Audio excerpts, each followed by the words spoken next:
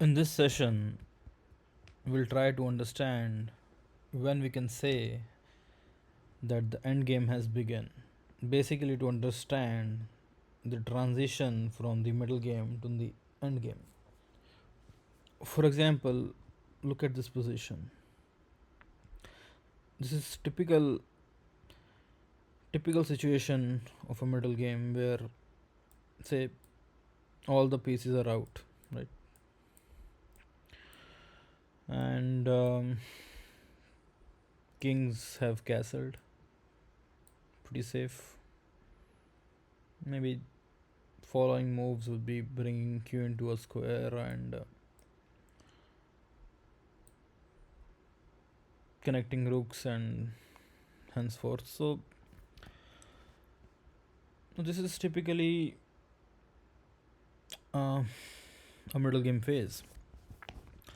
Now we need to understand that when we can say that now that this game is going towards the end game phase, would it be related to exchanging the material, like reduction in material? Then then how much? Like how many pieces are left on the board?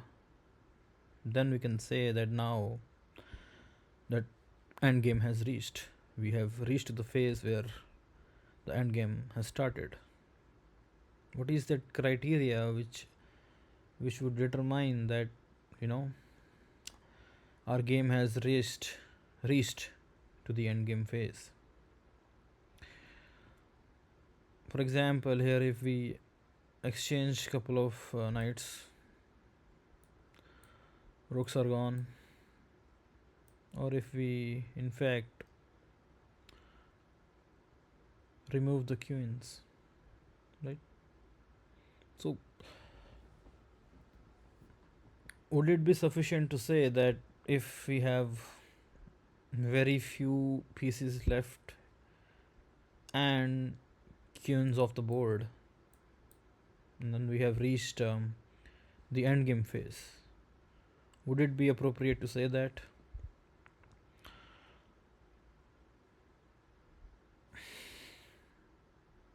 Not necessarily.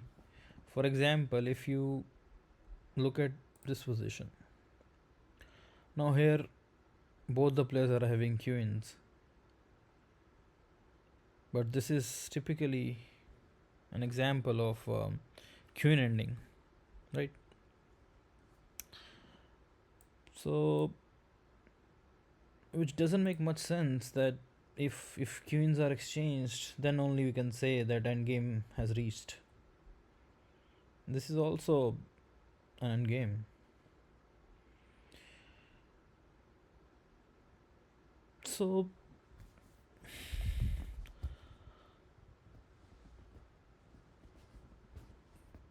so let's try to contemplate about this idea that when we can say that endgame has begun. So the answer lies in the active nature of the king, right? The active nature of the king. Going back to the previous position, here if you see during the opening and the middle game, we try to shelter the king, right? We try to protect our king. All the pieces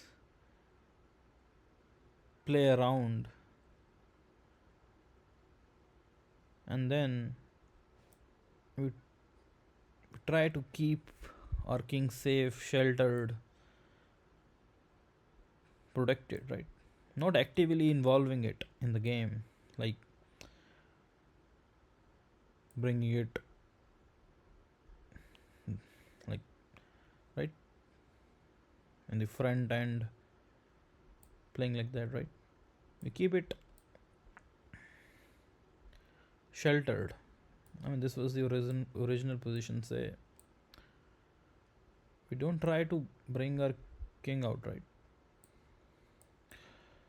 So now, when we can say that end game has begun, that game is shifting towards the end game, That when the transition is happening,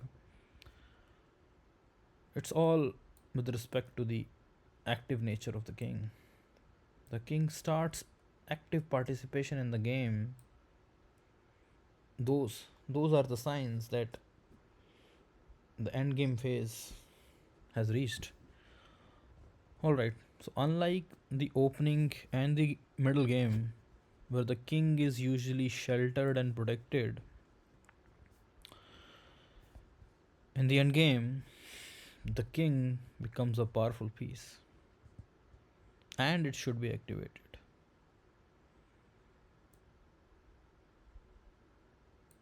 Right? And it should be activated.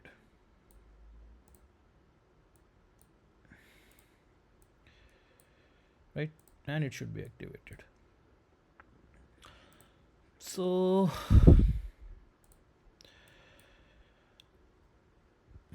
at times, if you look at this position, at times a king is worth more than a minor piece.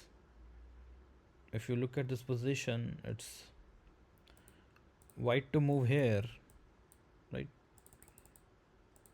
And this is winning for white. Even white is down in material. Black is having a knight, right? Still, white is winning because of this activity of this king, right? It's up the pawns, and this king not being actively involved, right? It's towards the corner of the board, wherein this king is in the opponent's territory and actively participating and going to fetch these pawns, right? So, so in a nutshell, we can say essentially when position demands the active participation of the king, we can say endgame has begun, right? For example, this position, right? Now this king is actively participating in the game. We're not hiding this king somewhere, right? So so that's primarily when position demands the active participation from the king, and the basic endgame techniques such as opposition, zugzwang, or shoulder charging would come into picture. Then we can say that the game has transitioned into endgame and we are in that endgame phase. Basically, this king would be actively participating. Essentially, a king would play like a king. Hope that makes sense. Thank you so much.